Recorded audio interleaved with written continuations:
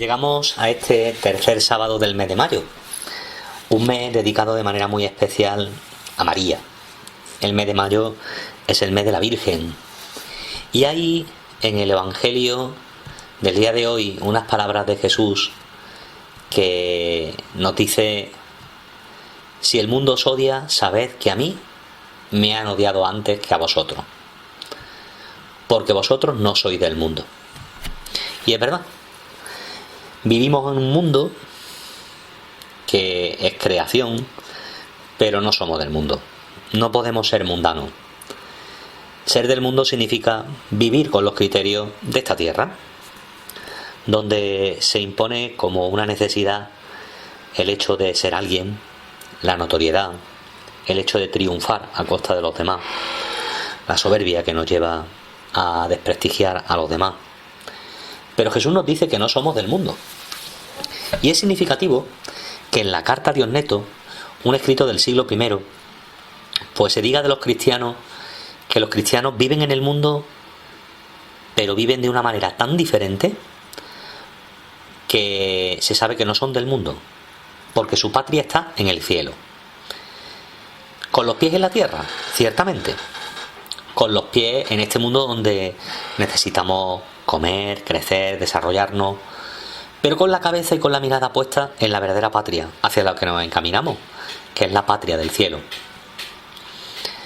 Los cristianos, decía ese escrito del siglo I de la carta de Onneto, se casan como los demás, trabajan como los demás, tienen un distintivo, que es que aman de una manera diferente entre ellos, pero también a quienes les persiguen, y que viven como ciudadanos del cielo.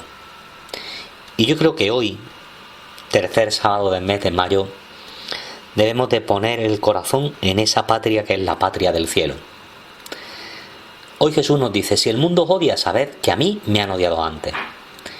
Si fuerais del mundo, el mundo os amaría como algo suyo, pero no sois del mundo, porque yo, al elegiros, os he sacado del mundo. Por eso el mundo os odia. Y es verdad que muchas veces tendrán motivos para odiarnos, para perseguirnos, sobre todo nuestra incoherencia, sobre todo el hecho de nuestros pecados, que afean el rostro de la Iglesia, que nos hacen poco creíbles. Pero benditas persecuciones, como Jesús nos dice en la bienaventuranza: bienaventurados vosotros cuando injurien, os persigan y os calumnien de cualquier modo por mi causa. Estad alegres y contentos, porque vuestra recompensa será grande. Pues ojalá, ¿verdad?, el motivo de persecución fuera el hecho de que vivimos en el mundo sin ser del mundo, como ciudadanos de una patria hacia la que nos encaminamos, y porque el distintivo que al mundo denuncia es que nos amamos de una manera diferente. El mismo Jesús continúa en el Evangelio diciendo: acordaos de la palabra que os he dicho, el siervo no es más que su amo. Si a mí me han perseguido, también os perseguirán a vosotros. Por eso os perseguirán por causa de mi nombre, porque no conocen a quien me ha enviado. Pues bien, tenemos que contar con la persecución.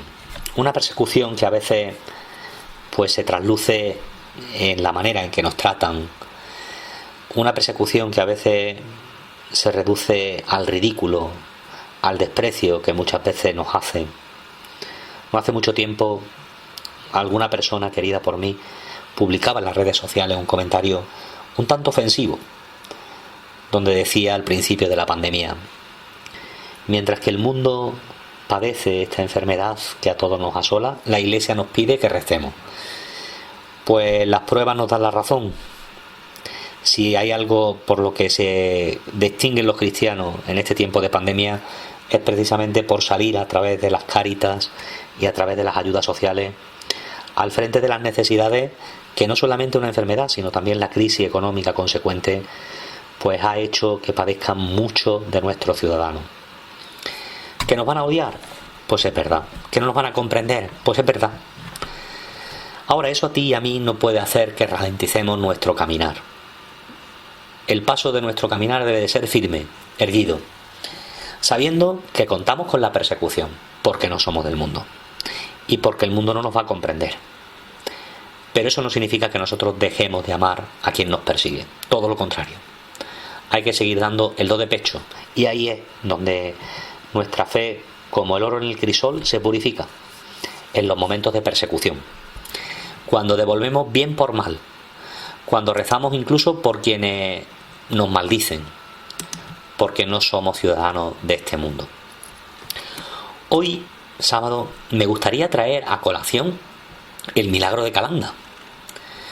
Seguro que el que más y el que menos ha podido poner su vida en las manos de María en ese lugar tan emblemático como es el Pilar de Zaragoza.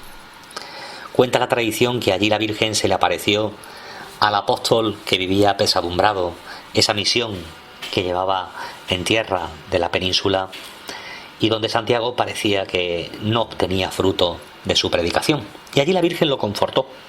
Y como si en un pilar se tratara, la Virgen fue para él en los momentos de abatimiento y de tristeza, pilar robusto. Pues bien, a finales de julio del año de 1637, cuenta la historia que Miguel Juan Pellicer, natural de Calanda, Teruel, tuvo un accidente de trabajo. Él cayó al suelo y le pasó por encima de la pierna derecha una de las ruedas del carro de su tío, rompiéndosela más o menos a la altura del tobillo. A Miguel Juan lo llevaron rápido al hospital de Valencia y al ver que la herida empeoraba cada vez más y más, lo trasladaron a Zaragoza, donde llegó a principios del mes de octubre del año de 1637. Mucha fiebre, la pierna derecha totalmente gangrenada. Pero antes de ingresar en el hospital de Zaragoza, Miguel Juan fue a la iglesia del Pilar, donde se confesó, donde comulgó y donde se encomendó a la Virgen. Ya en el hospital, viendo los médicos que la pierna no tenía curación, decidieron cortarla 4 dedos por debajo de la rodilla. Y se pusieron manos a la obra. Sin más anestesia que una bebida alcohólica, cerraron la pierna de Miguel Juan Pellicer, mientras que él, entre los dolores, se encomendaba a la Virgen del Pilar. Después de cortarle la pierna, 2 médicos enterraron la pierna en el cementerio del hospital. Después de recuperarse de la convalecencia de la operación, Miguel Juan pasó 2 años y medio allí, en Zaragoza, viviendo como un mendigo, sentado a la puerta del Pilar pidiendo limosna, durmiendo a veces en los bancos del hospital, otras veces en una posada. Y pasado esos 2 años y medio, regresó a su pueblo de Teruel, Calanda. Una noche soñó que se untaba el muñón de la pierna cortada con el aceite de la lámpara de la iglesia del Pilar. Al entrar sus padres en la habitación donde dormía Miguel Juan, notaron una extraña fragancia. La madre se aproximó, candil en mano, a la cama de su hijo y vio que de entre las sábanas salían no una, sino 2 piernas. Era la misma pierna amputada, con antiguas cicatrices que tenía de niño, con la lesión cerca del tobillo que le había hecho el carro de su tío cuando le pasó por encima. Y además comprobó que la pierna enterrada en el cementerio del hospital no estaba allí. Todo el pueblo fue testigo de aquel milagro. El mismo párroco celebró una misa en acción de gracia. Este famoso milagro fue documentado por notario y por médico. La Virgen curó al cojo de Calanda. Y es que la Virgen es así. Pilar para nuestro andar firme. Sostén en los momentos de dificultad y de desesperación. Quizás nosotros no necesitamos ver milagros, porque la Virgen ya ha hecho muchos milagros en nuestra vida. Pero sí que necesitamos que la Virgen aumente nuestra fe cada día más, para tener una fe tan grande como la suya, que frente a toda adversidad se encomendó y se fiaba del Dios que todo lo hace nuevo, aun cuando no comprendía, aun cuando no sabía. La Virgen de Nazaret, que pronunció su sí, tuvo que pronunciar ese sí muchas veces a lo largo de su existencia. Y el Calvario fue el sí más rotundo de María. No creo, no comprendo.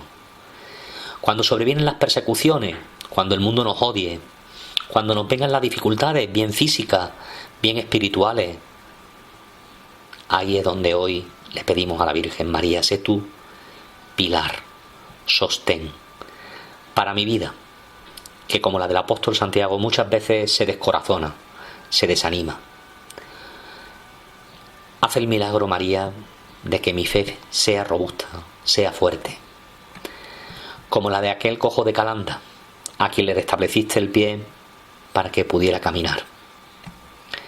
Pues muestra tú también, Madre, en nuestra frágil condición, esos cuidados maternos que a lo largo de la historia has seguido dispensando y de los que no solamente la Iglesia, sino también la historia se hace eco. María, sé pilar robusto de mi fe. Auxíliame con tus cuidados maternos. Levántame de las postraciones de mis tristezas y de mi desesperanza. Ayúdame a caminar en el mundo sin ser del mundo, con la mirada puesta en la patria del cielo. Que así sea.